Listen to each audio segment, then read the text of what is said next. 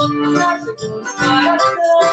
Vem a vida, nunca mais nada baixo. Precipitado, nunca mais multidão. Ela só quer saber namorar. Ela só quer saber namorar. Ela só quer saber namorar. Ela só quer namorar. De manhã cedo já está virada. Só vive se mirando, sonhando acordada. O pai ela não lutou, ela fica cuidada. Não come, ela não dorme. Ela só quer saber se namorar. Ela só quer saber namorar. Ela só quer saber se namorar. Ela só quer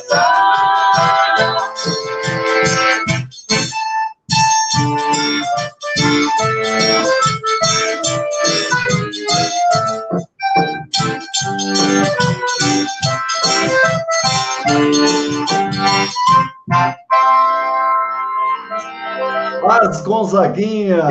Muito bem, ótimo. Muito obrigado, meninas. Grata.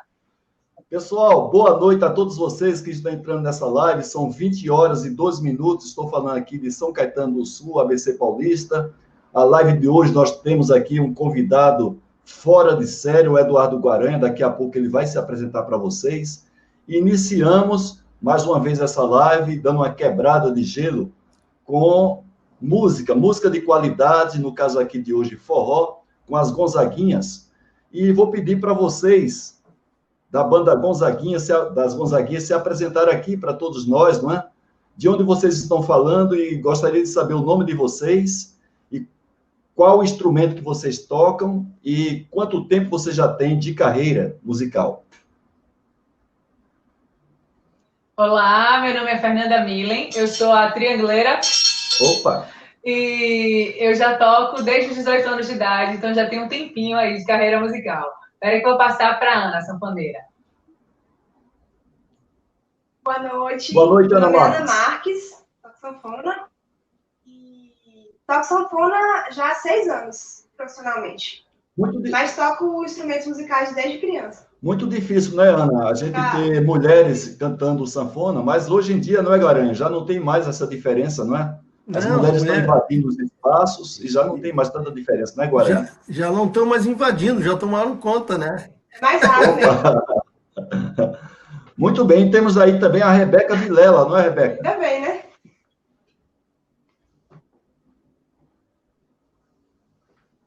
Boa noite.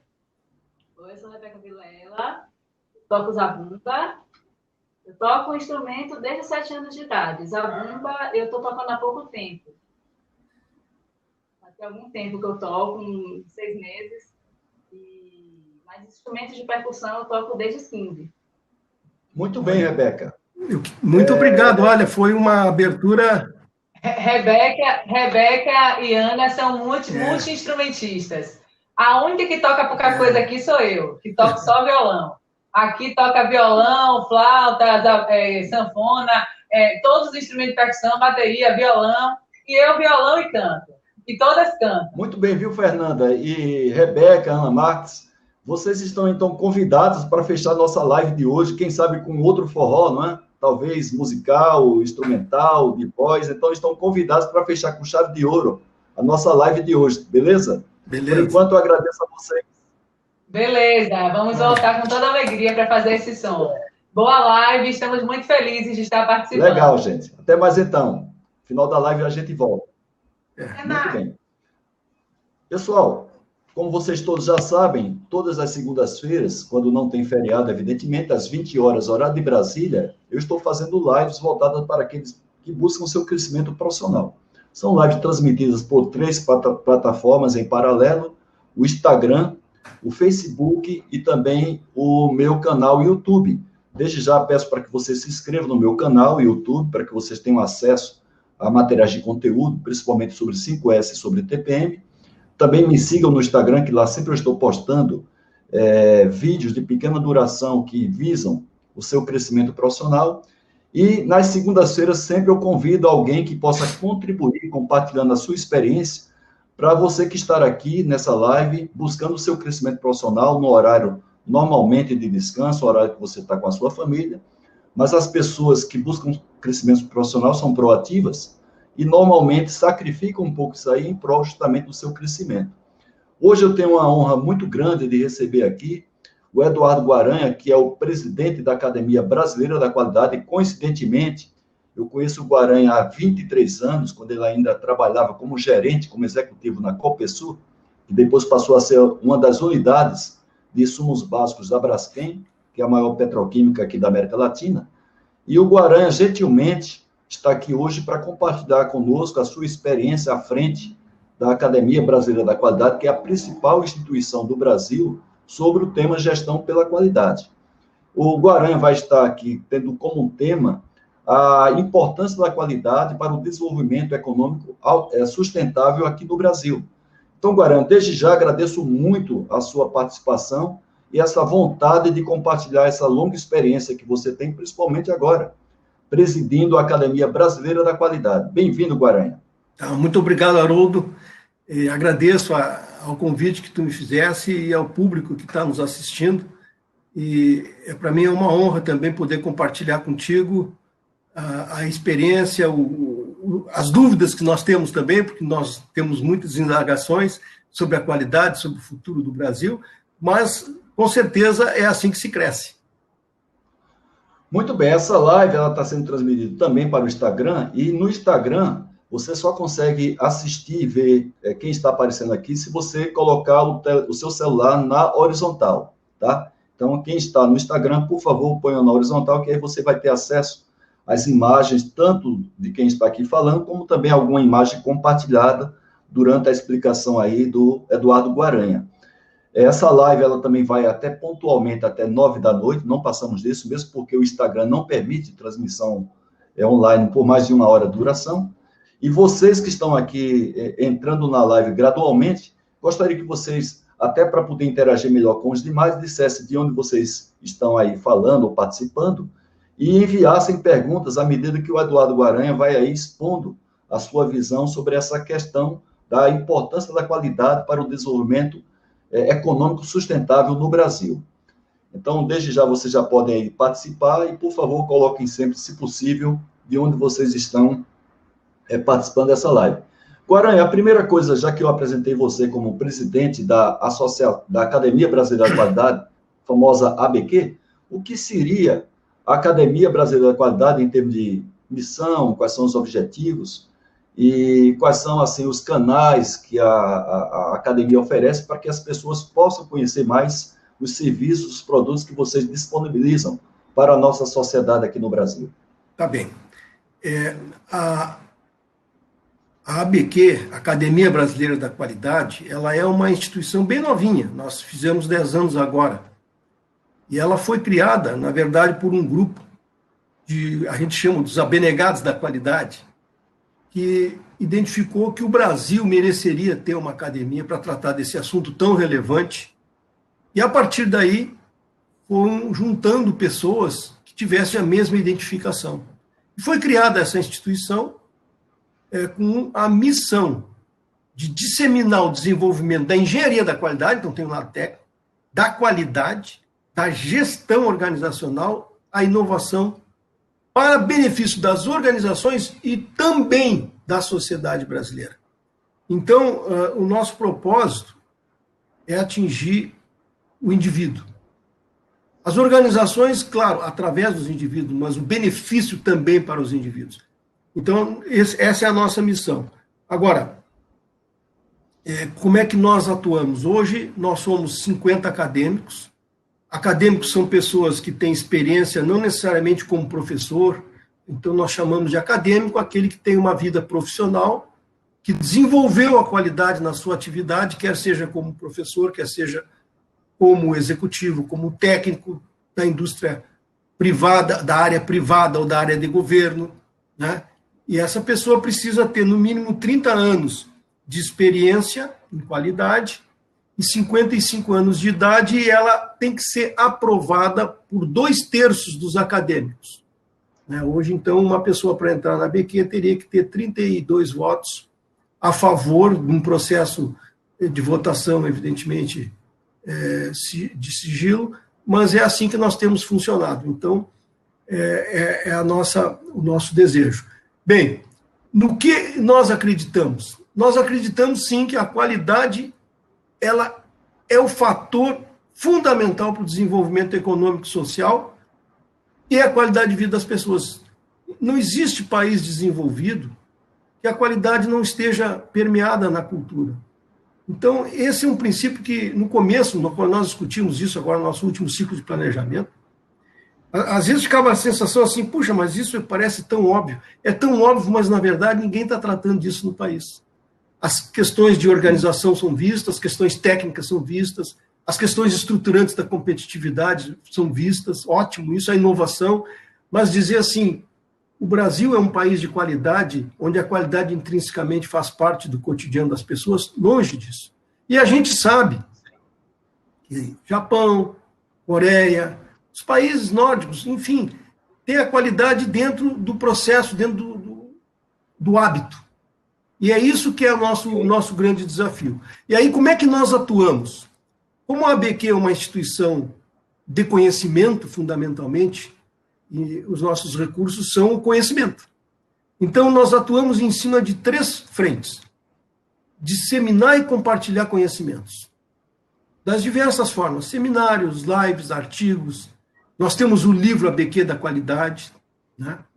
Inclusive, viu, Guaranha, falando de lives, eu tive a oportunidade, eu até estou fazendo aqui uma divulgação gratuita, espontânea, mas desde que a ABQ começou a apresentar lives, eu participei de todas elas.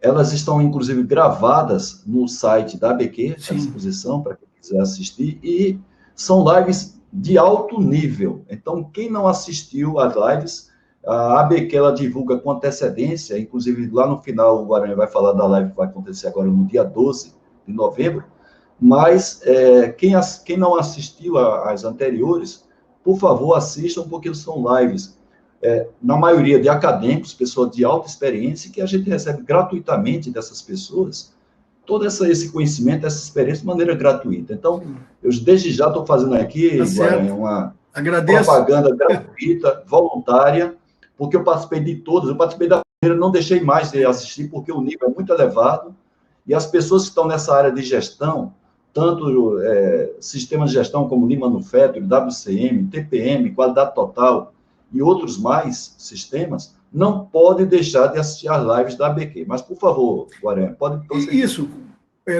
como tu falaste nas lives, nós já fizemos 6 lives, né? Em 3 meses e meio que a gente vem trabalhando com isso. Então, é uma das formas nossa de compartilhar conhecimento. O outro tipo de atuação nossa é emitirmos posicionamentos. Nós chamamos de position papers, mas o que são isso? São formas de manifestar a nossa opinião sobre um tema relevante que precisa, na nossa visão, de um encaminhamento. Nós estamos trabalhando agora e devemos emitir ainda esse ano um position paper sobre educação. Porque é inadmissível, e vai ser fruto também do nosso evento no dia 12, mas é inadmissível um país como o nosso, onde existe consciência de que a educação é a base para ascendência pessoal, profissional, competitividade, inovação, tudo isso está na raiz o desenvolvimento da educação. E nós não temos nada evolutivo que nos orgulhe nos últimos 30 anos sobre a evolução da educação no Brasil. Mas isso é um outro assunto. Mas é um position paper que nós estamos trabalhando. E o terceiro ponto diz respeito à mudança de comportamento. Então, compartilhar conhecimento, position papers e mudança de comportamento. É nessa forma que nós pretendemos gradualmente disseminar a cultura da qualidade e desenvolvendo parcerias e relacionamento com instituições que, felizmente, trabalham em tópicos específicos da qualidade da gestão, como a Fundação Nacional da Qualidade, que nós temos desenvolvido um relacionamento e vamos buscar projetos comuns junto ao Dalcha, ao Movimento Brasil Competitivo, junto com o Rogério Caiubi também, e outras instituições que, gradualmente... Então, é muito importante, e aí eu já antecipo um aspecto que eu vejo que nós ainda não construímos o suficiente, que é uma capacidade de rede e harmonia e cooperação entre as diversas entidades que trabalham no desenvolvimento da qualidade no país. Então, para mim, concluir assim, o nosso grande desafio é fazer com que a qualidade passe a ser um hábito.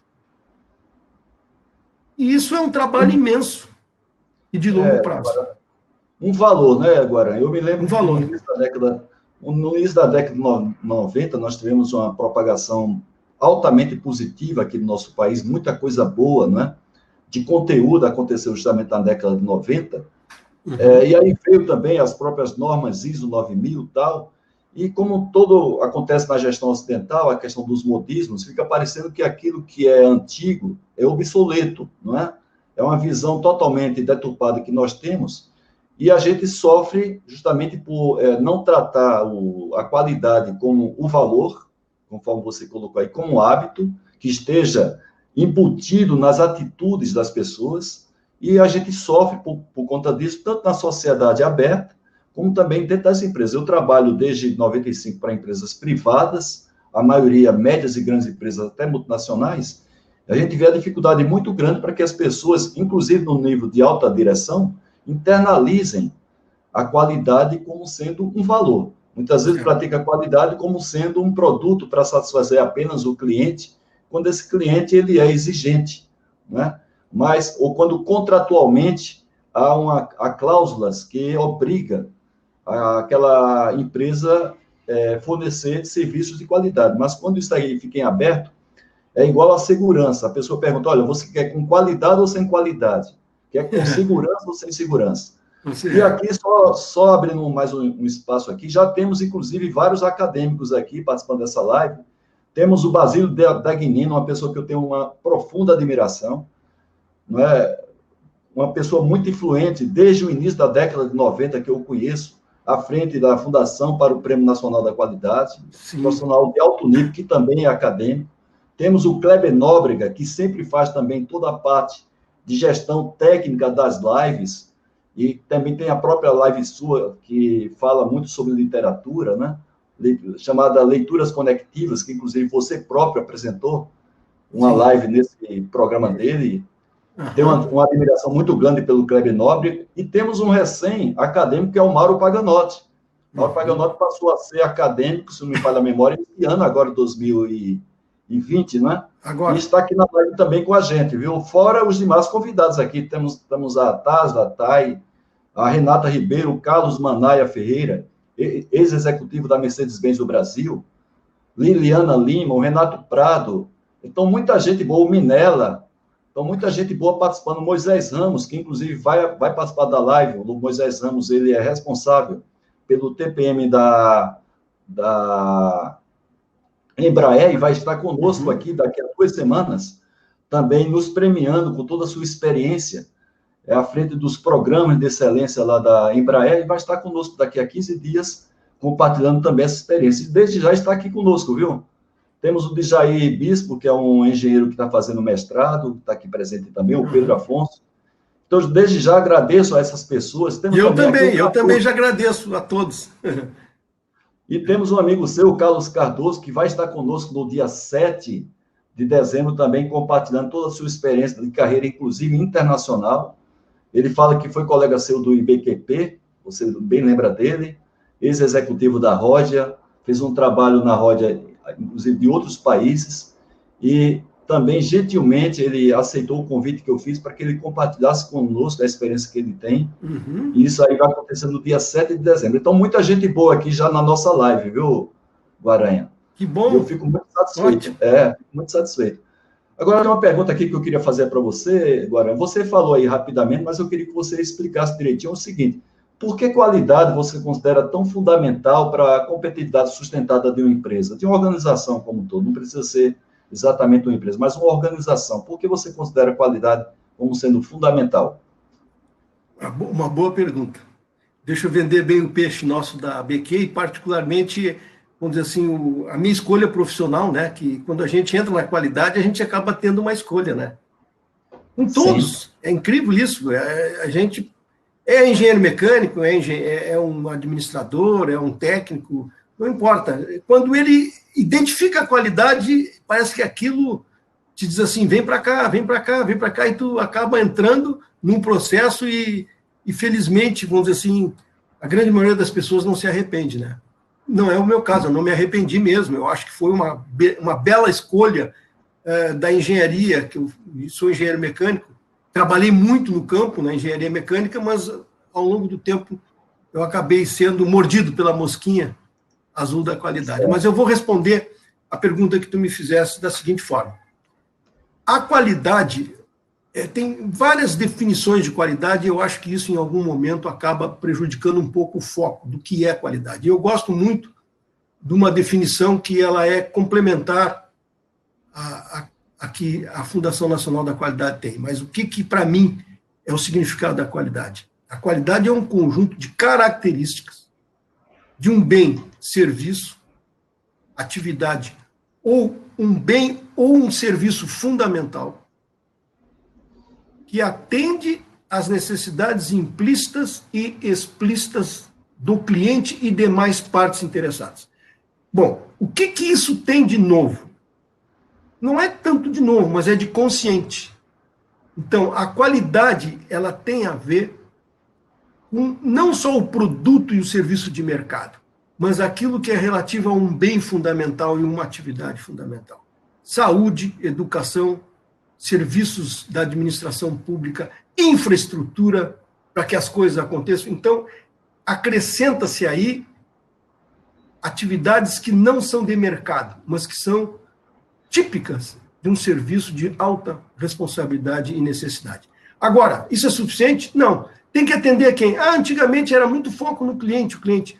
Hoje é o cliente e as partes interessadas, algumas até mais relevantes que o cliente, ou com uma influência muito maior, a ponto de poder dar um destino diferente ou até muito diferenciado a uma organização. A sociedade, por exemplo, cada vez mais ela tem uma força enorme. Então, a qualidade, na minha avaliação, ela ficou enriquecida. Enriquecida na sua abrangência e na sua amplitude de partes interessadas. E, adicionalmente a isso, as partes interessadas passaram a ser mais exigentes com as organizações. No que sentido? No sentido de uma completeza maior, sob o ponto de vista do benefício a elas e dos impactos. Então, nós temos movimentos, por exemplo, eu vou falar, o Business Roundtable, tá? É uma instituição de 181 organizações, que tem 70%, 80% do PIB americano, e que colocou lá no centro, capitalismo responsável tem que ter o quê? Uma visão clara de responsabilidade social e proteção no meio ambiente. A mesma coisa, as práticas ESG, Environment, Social e Governance, são práticas que estão sendo orientativas para os grandes investidores. Outro dia até estava lendo, o Banco Central fez uma reunião onde participou o Larry Fink. Quem é ele? É o maior investidor, CEO da BlackRock, que tem trilhões de dólares de investimento. E um dos critérios avaliativos para saber se vão botar investimento numa empresa, qualquer que seja, é como que seus executivos têm a postura de governança, de responsabilidade social e de as tratativas ao meio ambiente com respeito e conservação. Isso, há quem diga que tenha muita demagogia nisso. Isso é modismo, mas eu acredito que não.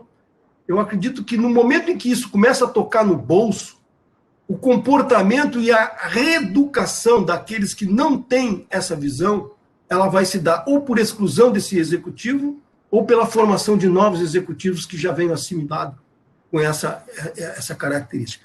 Então, eu te diria assim, a mesma coisa, o capitalismo responsável, são outros movimentos. Aqui no Brasil é empresa sistema B, né?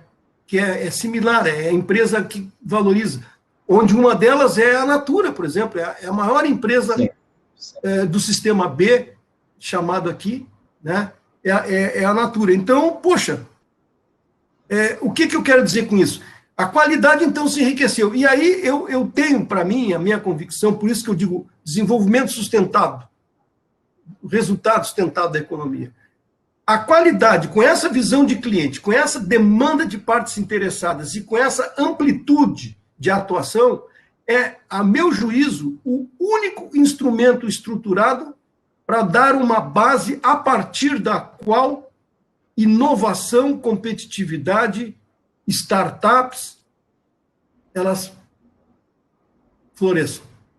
Agora, muito bem. Junto a isso, tem que ter a essência do que nós hoje estamos patinando, porque sem educação, capacitação, entendimento das coisas, a qualidade não acontece, e a qualidade não acontecendo, essa base fica minada e o restante fica prejudicado. Então, eu diria que a causa raiz de tudo isso é nós não termos, de fato, encarado a questão da educação como uma prioridade estadista, acima de qualquer governo, acima de qualquer mentalidade política a respeito. E, enfim, já me estendi demais, mas eu acredito que deu para esclarecer por que eu reputo que a qualidade é a essência do crescimento sustentável. Ficou claro, Guaranha. Eu me lembro a origem da qualidade em termos de gestão ali na década de, principalmente, né, década de 30, 40, com Shewhart trazendo todo aquele conhecimento estatístico para a área de indústria.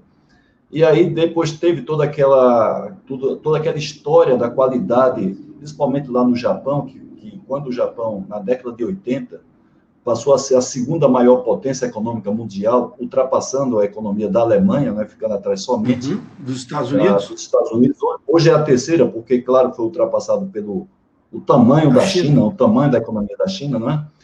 Mas a qualidade, ela tinha ainda alguns limites de atuação, mas hoje ela tem uma visão muito ampliada, e você acabou de dizer uma delas, a questão da sustentabilidade, não é? A responsabilidade social. Agora, você foi muito feliz, isso aí daria não somente uma live, daria aí uma série de lives quando a gente fala na questão da educação. Nós temos duas questões, a educação da qualificação, desde a formação acadêmica, como também da qualificação profissional, e também a questão comportamental, né? Porque eu trabalho com 5S desde 95, e a dificuldade que a gente tem para fazer as coisas funcionarem em função de deficiências básicas comportamentais. Certo. Às vezes, o profissional com alta qualificação profissional, mas o comportamento não é um comportamento de qualidade. E aí que entra os conceitos básicos do 5S, quer dizer, você começa a educar as pessoas por coisas muito básicas que, na verdade, a gente devia ter aprendido na nossa casa, na nossa família. Né? Até a gente aprendeu, mas a gente parece que desaprendeu. Mas as coisas ficaram mais complexas, né, Haroldo? Tu lembras, tu assistiu uma live onde o Márcio Migues e o Getúlio Polinaro, dois colegas meus da academia, participaram. E teve uma pergunta para o Márcio, que foi feito mais ao final, que era assim: como que Deming via a questão ambiental? Lembra? Lembro, sim. A resposta que ele deu, que ele desconhecia uma visão do Deming a respeito da questão ambiental. O que isso significa? Que as pessoas eram irresponsáveis com relação ao meio ambiente? Não, é que o nível de consciência sobre as características sistêmicas do que significa viver aqui na Terra, cada vez mais está no nível de consciência de todos.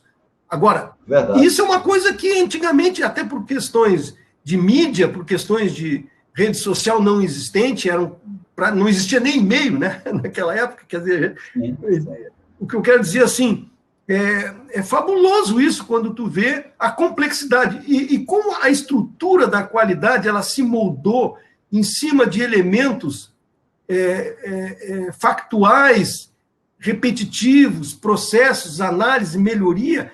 Isso deu um arcabouço de gestão que eu atribuo, é o único arcabouço de gestão possível para fazer frente a toda essa mudança que todo o dia acontece e que precisa ter um ritmo de tratamento dessas coisas. E a gestão da qualidade, dentro desse conceito de amplitude, de visão do cliente e visão ampla do que é as partes interessadas e as demandas dela, é a única forma que eu entendo ser estruturante para que isso aconteça de uma forma profissional. Inclusive, né, faz parte dos próprios conceitos, da própria filosofia do DEME, quando ele fala de atender adequadamente os chamados stakeholders, as pessoas ou entidades, instituições que fazem parte da vida de uma empresa. Então, você tem aí desde o cliente, que normalmente é o mais óbvio, mas você tem o fornecedor, você tem as pessoas, que são os empregados, você tem a sociedade, que aí já entra a questão da sustentabilidade, da responsabilidade, inclusive, com o meio ambiente, que está lá intrínseco, não é, Guaranha, com relação a essa necessidade dessa relação. E a qualidade também com o acionista da empresa, que no caso uma empresa privada, o acionista é o dono, são os donos da empresa, e no caso de uma empresa pública, somos nós contribuintes. Nós contribuintes somos os donos, né, das instituições públicas. Não somente contribuinte, eu estou falando contribuinte porque é aquele que paga, mas o cidadão de maneira geral. O cidadão ele é cliente, mas ao mesmo tempo é acionista de instituição pública. Essa questão da demanda e da visão dos stakeholders, essa questão toda social, ambiental, questão da integridade, da ética, tudo isso, os modelos de excelência de gestão mais recentes já contemplam. Quer dizer, sim, o MEG, da Fundação Nacional da Qualidade, o Malcolm Baldrige National Quality Award, o modelo europeu, já tem isso. Aí, tu diz assim, mas o que tem de novo hoje? Praticamente no ano de 2019, que esse movimento se fortaleceu mais, inclusive até apoiado pelo Fórum Econômico Mundial de Davos, dizendo assim, a competitividade envolve as pessoas, o meio ambiente, não é só o produto, não é a inovação que está lá dentro. O que mudou? A meu juízo, mudou que isso passa a ser uma exigência ao nível número 1, ou seja, normalmente muitas metodologias de qualidade elas são levadas pelo assessor de qualidade. Eu fui um bom tempo assessor de qualidade na Copesul. Então, eu tinha que vender muitas coisas. Felizmente, o mercado era bom ali, né? Mas esse papel de vender as coisas é um papel ruim. Sim. Né? Agora, qual é a mudança? Ainda muitas coisas relativas ao modelo de excelência, as pessoas dizem, eu tenho que convencer o diretor, tenho que convencer o presidente da empresa de que é bom isso, e aí tu fica com estratégias, e em vez de tu estar implementando coisas, tu está convencendo quem decide. O que eu acho que tem de fato novo?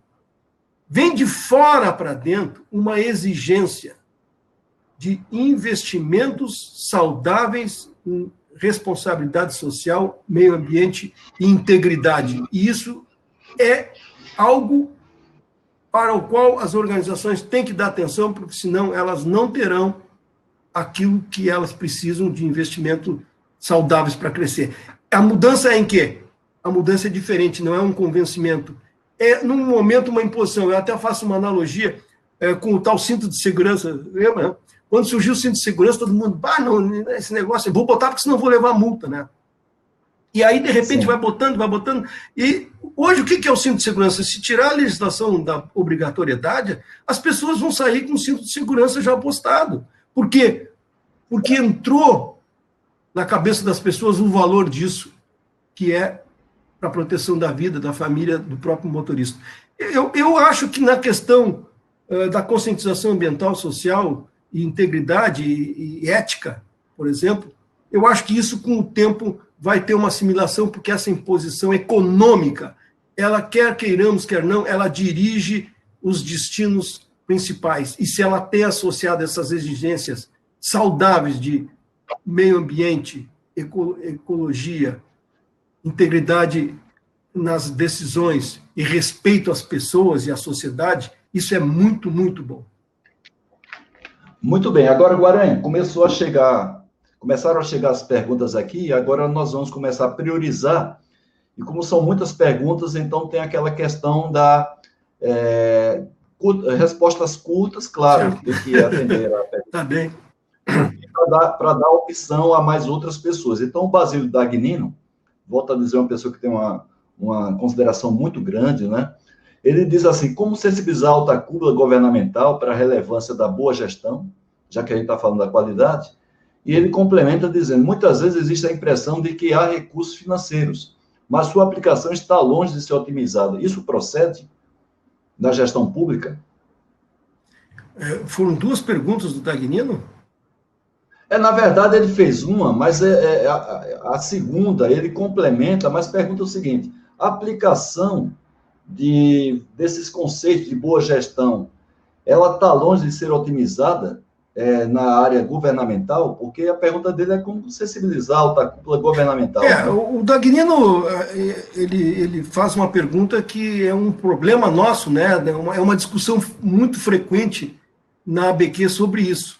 Quer dizer, vale a pena entrar na administração pública para fazer aquele trabalho, né? Que eu até mencionei, até o trabalho de convencimento, né? Eu diria assim, ó, eu acho que essas questões elas têm que ser colocadas no nível de obrigatoriedade. Ou seja, num determinado nível de, eu não sei se é regulatório, alguma legislação, que acabe acontecendo isso que eu exemplifiquei com relação ao cinto de segurança. Aí depois sai o governo A, o governo B, ele já sabe que tem um ritual e ele tem que cumprir determinadas coisas, a exemplo da lei de diretrizes orçamentárias, por exemplo. Todo mundo fica com medo de furar o orçamento, o teto. Então parece que é só aquilo, né? O teto. Claro que é relevante, eu não estou minimizando isso, mas eu acho que com essas questões de qualidade na administração pública, com o desempenho do recurso, com a questão, vamos dizer assim, de prestar um bom serviço, isso deveria estar acima de um convencimento, acima de uma liderança esclarecida, mas entrar por caminhos mais permanentes, que seriam caminhos regulatórios. Essa é a minha visão. Muito bem, está correto. Podemos até, Dagnino, podemos e devemos conversar isso na ABQ. Muito bem. O Maurício, que ele aparece aqui com o cognome de Flamingo Azul, ele pergunta, Guaranha, qual é o motivo da produtividade aqui no Brasil? Está parado há muito tempo, ele coloca aqui 30 anos. A qualidade deixou de ser considerada como instrumento para o aumento de produtividade? Olha, é uma ótima pergunta do Flamingo, é isso? Ele coloca Flamingo Azul, mas ele é o Maurício Sorrentino. Sim, tá? do Maurício.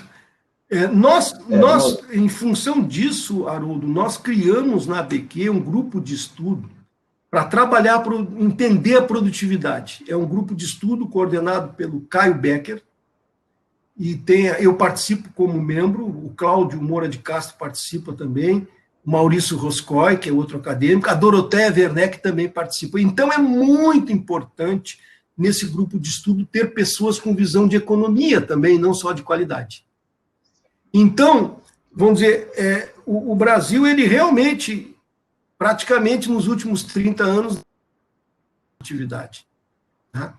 Os números, tanto a produtividade do trabalho, a produtividade total, ela é estanque e quase que imperceptível. Qual foi a causa principal que esse estudo identificou? Eu vou resumir um pouquinho assim o que o Cláudio Moura Castro colocou, claro, porque ele fez uma abordagem muito mais ampla. Mas existem dois Brasis. Existe o Brasil antigo, o Brasil corporativista, aquele Brasil do passado, daquela, vamos dizer, herança portuguesa, não é da cultura que veio, do escravagismo, do senhor feudal e dos benefícios das leis diferentes para cada uma das pessoas. E existe um Brasil que a gente já sabe que tem, o Brasil das empresas de primeiro mundo, o Brasil das empresas das empresas de responsabilidade social, das empresas que são benchmark e dos profissionais. Então, esses dois Brasis, eles estão em conflito. E o que acontece? Nós temos uma herança muito grande da improdutividade ainda desse passado. Então, esse passado vai ser vencido, foi a conclusão do nosso grupo de estudo, que, de novo, velho problema. Aonde? Educação. A educação ensina a pensar, a educação ensina a ler desenhos, a ler manuais. Como que tu vai ter uma educação? Como que tu vai ler um manual, uma especificação, ou tu conceber algo e poder testar, usar um recurso A, um recurso B, ou fazer uso de uma tecnologia, se tu está limitado, quando muito, a um ensino fundamental às vezes até incompleto? Então, de novo...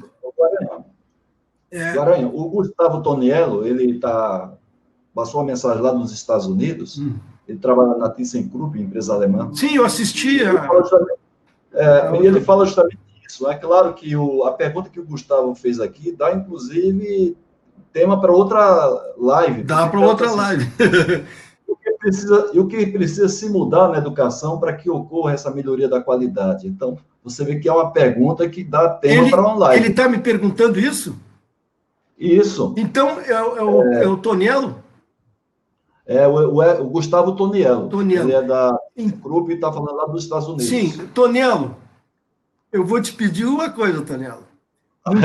No dia 12 de novembro, nós temos o nosso seminário da ABQ, que vai tratar dos desafios do Brasil para 2021 e dali para diante. Nós teremos a Dorothea Werneck, o Jorge Falcone e o Cláudio de Moura Castro. Esta pergunta eu peço que tu faça, caso eles não respondam, porque é um dos aspectos que nós vamos abordar com eles. Exatamente. Por que nós patinamos nas ações de desenvolvimento da educação no país? Essa é a sua pergunta, né? Eu gostaria muito também de poder te ajudar. O que eu posso te dizer é o seguinte, Opa! Eu já colocasse aqui. Aproveitou a chamada. A chamada da live que vai ter no dia 12, né? 10 horas da manhã. Ótimo. E eu queria que, já que você comentou, para a gente não ter que voltar depois, falar já dessa live que vai acontecer no dia 12 e quem são, Guaranha, quem são os apresentadores. Sim, bom, todos os 4 debatedores são acadêmicos da ABQ, né? O Jorge Gerdau, conhecido empresário do Grupo Gerdau e do MBC, membro do presidente do Conselho Superior do MBC, dispensa apresentações. É um líder do movimento da qualidade no Brasil, e não é de hoje, desde o início da década de 90. Então, nós estamos falando de 30 anos de labuta pela qualidade, tanto na sua organização, o Grupo Gerdau, como no Movimento Brasil Competitivo, no PGQP, que é o nosso programa estadual lá do Rio Grande do Sul. Enfim. Depois o Vicente Falcone. Bom, o Vicente Falcone... Você não vai falar mais nada do Vicente Falcone. Não vou falar mais nada do Vicente Falcone, né? É uma live. É uma live com o Vicente Falcone. Então, um expert de amplitude descomunal, como se diz. A Dorothea Werneck, uma pessoa que, afora ter sido ministra de vários governos, tanto do trabalho quanto da infraestrutura, não, da indústria e comércio, né? Sim. Ela é uma pessoa, assim, versátil, criativa e de grandes ideias inovadoras e uma cabeça privilegiada para discutir um assunto, porque ela sempre encontra alternativas não vistas num primeiro momento. E o Cláudio de Moura Castro é um economista que teve vários cargos executivos na área de ciência e tecnologia e se dedicou a estudar a educação. Então, nós teremos essas 4 pessoas, brilhantes colegas da academia, para tratar das 10 ao meio-dia do dia 12, então pela manhã, nós teremos o debate com eles, exatamente tipo uma live. Ela só não é uma live porque ela é um pouco maior, mas nós vamos ali sim explorar aspectos relativo à gestão das organizações, à infraestrutura, à competitividade, às relações no trabalho, às questões de educação, as questões, enfim, que estão afligindo a cada um de nós, como brasileiros, para dizer o seguinte: puxa, como é que nós podemos aproveitar isso tudo, que é um momento de crise, e transformar isso num plano ou numa comoção em prol de uma mudança que nos leve a um futuro consistente e, com certeza, desenvolvido economicamente, mas com maior inclusão social, que a inclusão, a disparidade no Brasil é enorme, tanto de renda quanto de sociabilização das pessoas. Então, isso também é outra coisa inadmissível.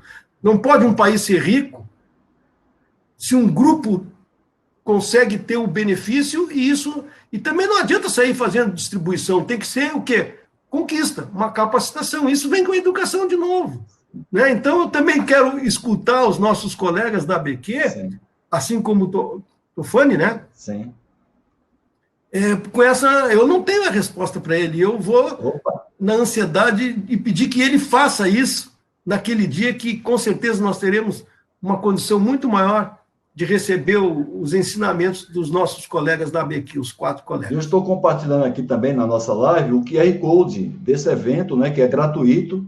Então, vocês podem apontar aí o celular do dispositivo de vocês para esse QR Code e, automaticamente, você vai lá para o Simpla, que faz a inscrição gratuita e garanta a sua participação no dia 12, 10 até meio-dia. Eu estou vamos dizer assim, com um pouco de pena do Kleber Nóbrega, aqui, que está aqui nessa live, porque vai chover, a quantidade de perguntas imensa, e o Kleber vai ter que se virar.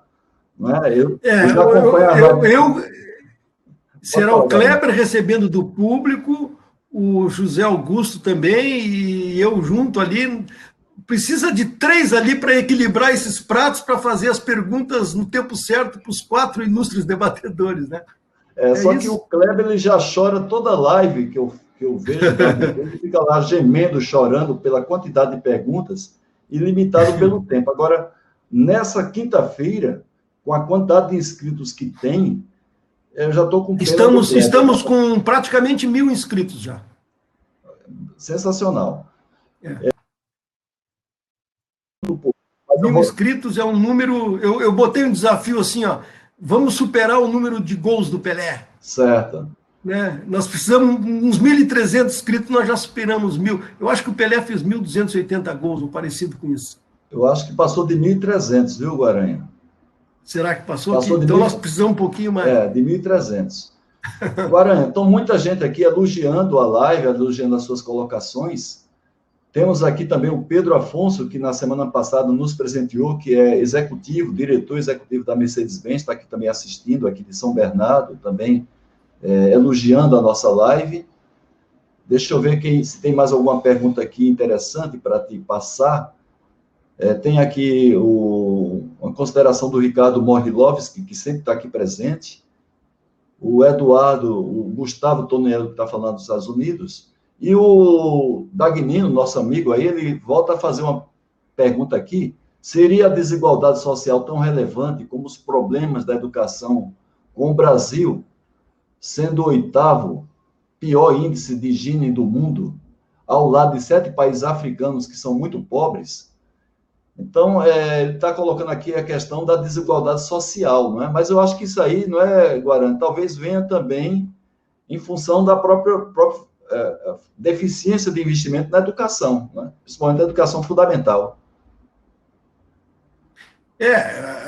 Nós temos um grupo de pessoas onde o Vivaldo Russo, o Ettore Bresciani e a Ana Cristina Limonge, é um grupo que estuda essa questão exatamente da inclusão social.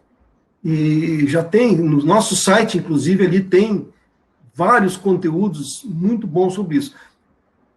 A questão, acho que não é tão simples, mas me parece que, de novo, até eu tenho um conceito que o Vivaldo colocou no último trabalho dele, que é a armadilha da classe média. Eu não conhecia, mas eu precisei, ele me deu um feedback com relação ao artigo que eu estou escrevendo. Ele disse, Guaranha, dá uma olhada lá. E aí eu vi o que é essa armadilha da classe média. A armadilha da classe média é o seguinte, países que têm uma renda média, tipo o Brasil. O Brasil tem uma renda média, mas é que nem aquele negócio do forno e do freezer, né? Aí tu tem a cabeça lá no forno e os pés no freezer. A média dá 37 graus, que beleza, só que um está torrando e o outro está gelado, né? Sim. É mais ou menos isso o que é o Brasil, em termos de renda média. Só que existe uma renda média. Só que o que é essa síndrome da renda média, a armadilha da renda média? É um país ter uma renda média, mas ele não conseguir nem sustentar essa renda média e nem subir para nível de países desenvolvidos. Por quê? Porque para chegar na renda média, tu precisa de um nível de educação relativamente moderado, que é aquele nível que hoje, na totalidade, o Brasil tem. Agora, para escalar e dizer assim, a renda é de classe, vamos dizer assim, 40, 50 mil dólares anuais, né? Vamos dar um exemplo, uma média. Bom, isso significa o quê? De novo aquele problema.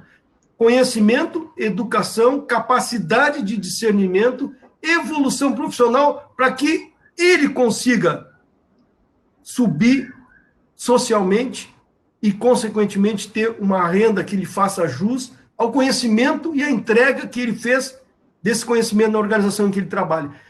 A armadilha da classe média é exatamente tu ter uma renda média e, ao mesmo tempo, tu não ter condição de aumentar, porque a educação não é suficiente para esclarecer essa base que construiu essa renda média para ascender para uma renda superior.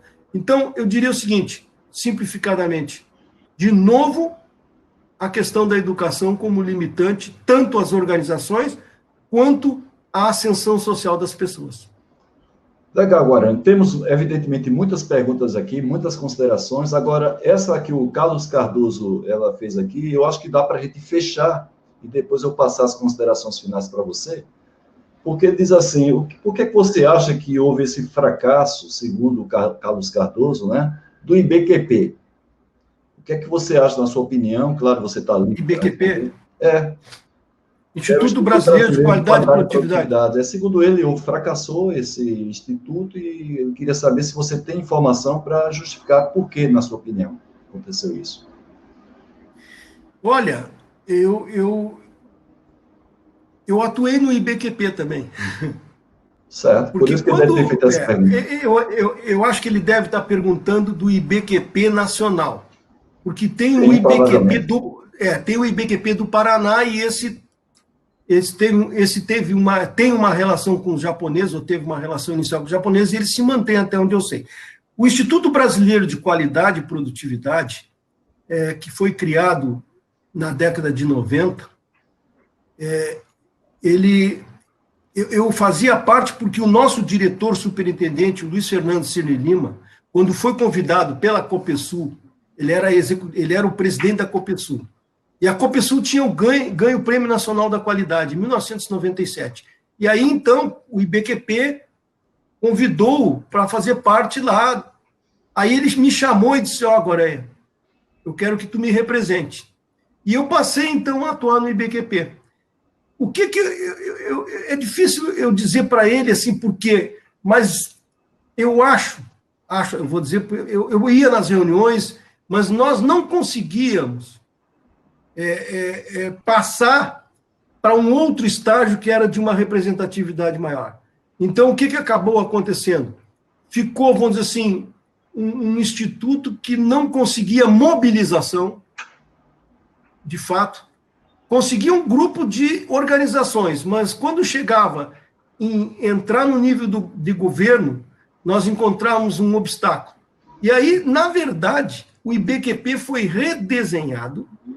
Eu participei desse redesenho, junto com o Fernando Matos, por exemplo, que era um outro, e outras pessoas, e foi redesenhado, e nasceu, a partir dali, o MBC, Movimento Brasil Competitivo. E o MBC nasceu, então, com uma característica voltada à competitividade. Ele ampliou a sua abordagem, entrou com o aspecto de custo Brasil, entrou com o aspecto agora da inclusão digital, a infraestrutura também faz parte, a gestão. Tem uma série de programas que o MBC desenvolve. Então, eu diria assim, eu nunca pensei por que o IBQP teria...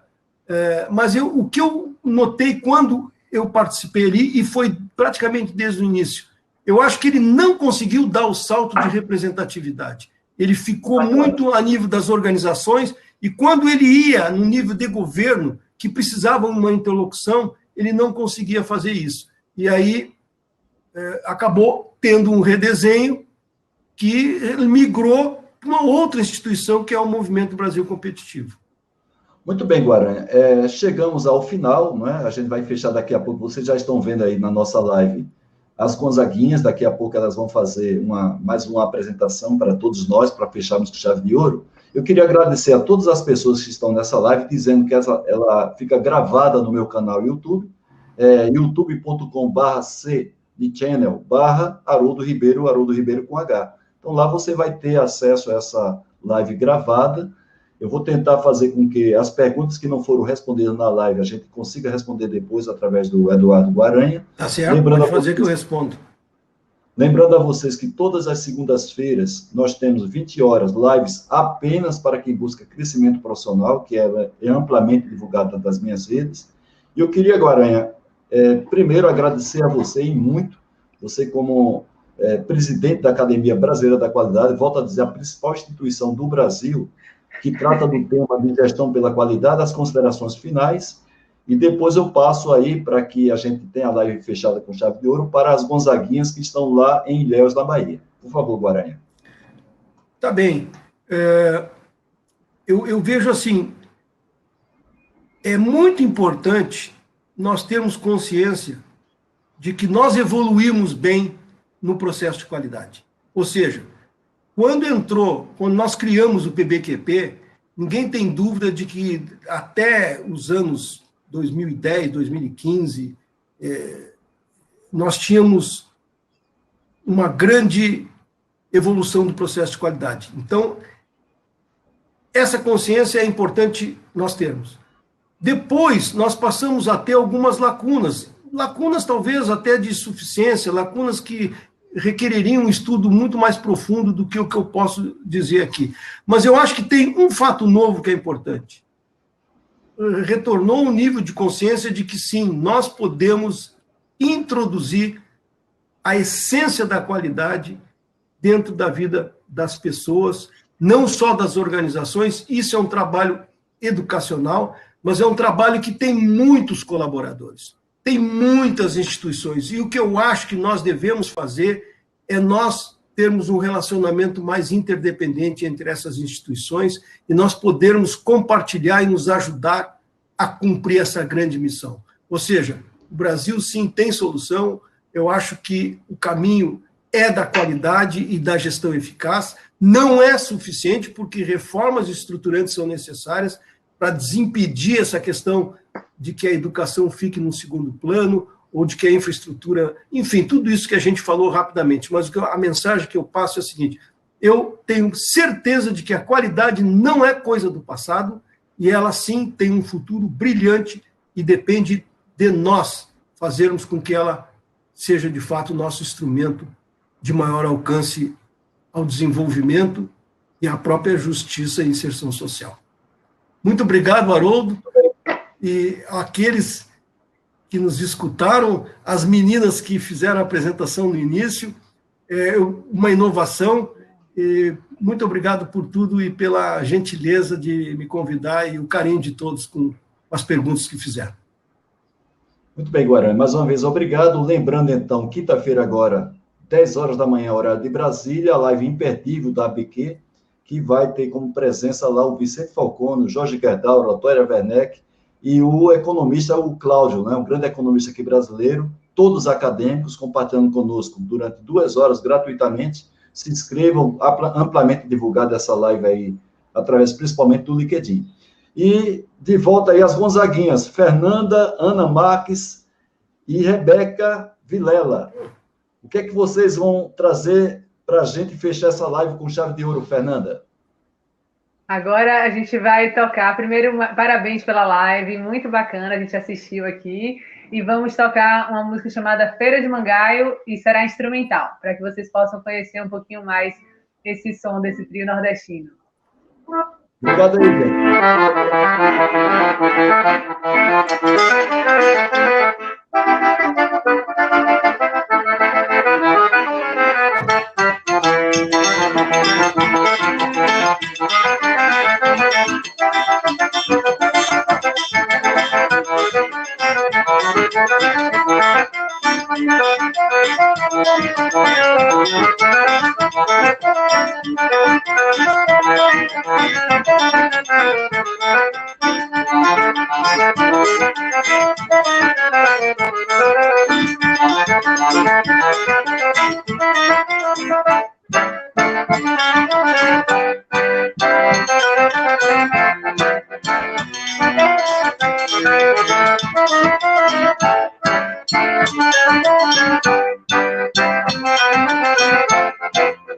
Boa